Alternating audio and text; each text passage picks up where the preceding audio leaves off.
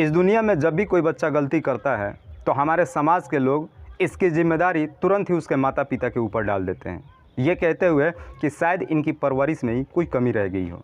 लेकिन इस दुनिया के शायद ही कोई ऐसा माता पिता होगा जो अपने बच्चों को जुर्म की राहों पर चलने की सुझाव देता हो। आज की कहानी में दो नाबालिग बच्चे, दोनों दोस्त, चलते फिरते रास्ते में जोश में एक ऐसा फैसला ले लेते हैं जिसकी वजह से वो हमेशा हमेशा के लिए दुनिया छोड़ के चले जाते हैं, और फिर उनके पीछे न जाने कई लोगों की ज़िंदगियां हमेशा के लिए तबाह व बर्बाद हो जाती है। आज की कहानी एक कहावत पे बिल्कुल सटीक बैठती है कि जितनी चादर हो उतना ही पैर फैलाया जाए, लेकिन आजकल के बच्चे इस बात को मानने को बिल्कुल भी तैयार नहीं हैं। नमस्कार, आदाब, मैं हसमुद्दीन और आप देख रहे हैं सफ़र क्राइम तक। आज की जो सच्ची घटना मैं आपको सुनाने वाला हूं, दरअसल ये घटना है भारत की राजधानी दिल्ली, पूर्वी दिल्ली के भलसवा डेरी थाने का एक इलाका पड़ता है मुकुंदपुर पार्ट 2। मुकुंदपुर पार्ट 2 का रहने वाला साहिल और उसका दोस्त निखिल। बात कर रहा हूं मैं 5 अक्टूबर 2022 के शाम के वक्त। साहिल और निखिल दशहरे का मेला घूम करके घर वापस आ रहे थे और रास्ते में एक मोबाइल के ज़रिए एक लड़की से वो चैटिंग कर रहे थे। जिस लड़की से चैटिंग कर रहे थे उसका नाम है राखी, जो मुकुंदपुर पार्ट 2 के उन्हीं के मोहल्ले की रहने वाली है। साहिल और निखिल उस मोबाइल के ज़रिए राखी से चैटिंग ऐसे कुछ करते हैं कि राखी उधर से काफ़ी गुस्से हो जाती है और एक जवाब देती है कि अगर तुम्हारी हिम्मत है तो हमारी गली में आकर के दिखाओ। जोश में आकर के साहिल और निखिल भी उसे जवाब देते हैं कि हम बहुत जल्द ही तुम्हारे गली के सामने पहुंचने वाले हैं, जो तुम्हें करना है करके दिखाओ। इधर राखी ये सारी बातें अपने छोटे भाई से बताती है कि उसके साथ में निखिल और साहिल किस तरह की बातें कर रहे हैं। जब राखी की भाई इस बात को सुनता है वो भी काफ़ी गुस्से में आ जाता है और तुरंत ही अपने दो दोस्तों को बुला के गली के बाहर खड़े हो जाता है। और जैसे ही साहिल और निखिल उस गली के सामने पहुंचते हैं, राखी के भाई और उसके दो दोस्त निखिल और साहिल के साथ में मार पिटाई करना शुरू कर देते हैं। और ये झगड़ा करते करते स्थिति यहाँ तक पहुँच जाती है कि आखिरकार राखी के भाई और उसके दो दोस्तों ने अपने पास से एक तेज़धार हथियार निकाल करके साहिल और निखिल के ऊपर कई बार करना शुरू कर दिया। जब गली मोहल्ले के लोगों ने देखा, इन्हें छुड़ाने की कोशिश किया, तो राखी के भाई और उसके दोस्तों ने उस हथियार को गली मोहल्लों को दिखाते हुए और ये धमकाते हुए कहते हैं कि अगर कोई भी बीच में आया तो हम उन्हें भी नुकसान पहुंचा देंगे। राखी के भाई और उसके दोस्तों ने निखिल और साहिल के ऊपर न जाने कई उसके ऊपर वार कर दिए, जिसकी वजह से साहिल और निखिल काफ़ी गंभीर अवस्था में वहीं पे गिर जाते हैं।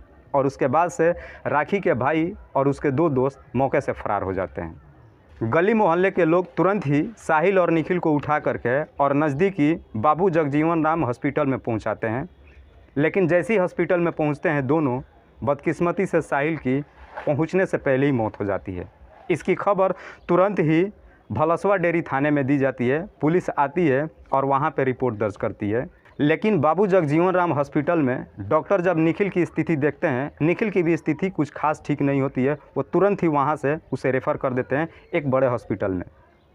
निखिल जैसे ही उस हॉस्पिटल में पहुँचता है, उसका ट्रीटमेंट हो ही रहा होता है कि अचानक उसकी भी उस दूसरे हॉस्पिटल में मौत हो जाती है। पुलिस तुरंत ही इस केस की छानबीन करना शुरू करती है और आकर के मुकुंदपुर पार्ट 2 गली में और इसकी पूछताछ करती है। तो पता चलता है कि जो लड़ाई झगड़े कर रहे थे वो उसी गली के रहने वाले राखी के भाई है। पुलिस तुरंत ही राखी को अपने हिरासत में लेती है और उसी के आधार पे उसके भाई की भी हिरासत में लेती है। पुलिस जब राखी से पूछताछ करती है तो एक बड़ा ही अजीब खुलासा करती है। राखी कहती है कि मैं एक इंस्टाग्राम आईडी चलाती हूँ, मैं उस पर अक्सर अपना फ़ोटो और वीडियोज़ अपलोड करती हूँ, लेकिन एक मैंने वीडियोज़ जब उस पर अपलोड किया था तो साहिल और निखिल ने बहुत ही गलत उस पर कमेंट किया था। जब मैंने उनसे बातचीत करने की कोशिश की तो उल्टा वो मुझे धमकाने लगे और कहने लगे कि जो मैंने कमेंट किया है ये तो कुछ भी नहीं है, इसके बाद से अभी ना जाने और ऐसी कितने हम कमेंट करने वाले हैं, जो तुम्हें करना है वो कर लेना। और जिस दिन ये लोग मेला घूम के आ रहे थे, मेरी इनसे बात नहीं हो रही थी, लेकिन जब मेला घूम करके वापस आ रहे थे, ये मुझे चिढ़ाने का मकसद बना करके और मुझसे चैट करते हुए ये धमकाते हुए कहते हैं कि आज तुम्हारे गली के सामने से हम गुजर रहे हैं, जो तुम्हें करना है करके दिखाओ। लेकिन जब मैंने ये सारी बात अपने भाई से बताई तो भाई काफ़ी गुस्से में आ गया और उसने अपने दो दोस्तों को बुला करके और उनसे मार पिटाई करने लगा। मुझे भी नहीं पता था कि मार पिटाई ये लगभग स्थिति इसकी यहाँ तक पहुँच जाएगी। वाकई में दोस्तों, जब राखी ये पूरी कहानी पुलिस वालों को बताती है तो पुलिस वाले भी बड़े हैरान होकर के राखी की तरफ देखते हुए और उसके भाई की तरफ देखते हुए कहते हैं कि मात्र तुम्हारी छोटी सी एक गलती की वजह से साहिल और निखिल हमेशा हमेशा के लिए दुनिया छोड़ के चले गए। ज़रा सोच के देखो अब तुम्हारी ज़िंदगी की हाल क्या होगी। वाकई में दोस्तों आजकल के जो बच्चे हैं उम्र की सीमा अपनी नहीं देखते हैं और जो बातें करते हैं कहीं ना कहीं अपनी उम्र से बढ़ कर की बातें करते हैं। साहिल और निखिल ने भी अगर थोड़ी सी समझदारी से काम लिया होता और इस छोटी सी मैटर को इतना बड़ा इशू नहीं बनाया होता तो शायद कहीं ना कहीं आज वो इस दुनिया में ज़िंदा होते। दोस्तों इस कहानी को सुनाने का उद्देश्य मुझे किसी को परेशान नहीं करना है, किसी को तकलीफ़ नहीं पहुंचाना है, बस आपको बताना है आप जहां भी रहें सुरक्षित रहें और अपनों का ख्याल रखें। तब तक के लिए जय हिंद, जय भारत।